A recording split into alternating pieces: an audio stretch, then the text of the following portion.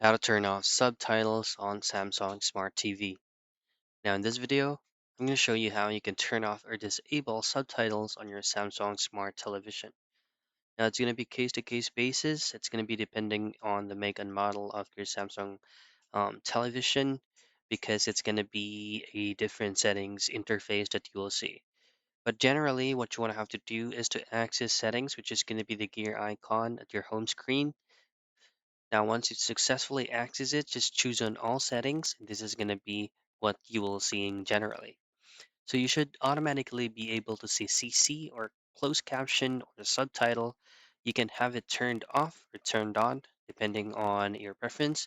But if this specific feature will not be available on your end, what you want to have to do is to turn off CC or subtitle directly from the movie streaming application you're using.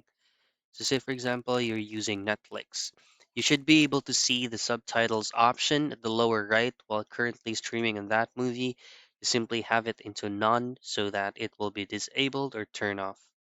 And that's how you turn off subtitles on Samsung Smart TV.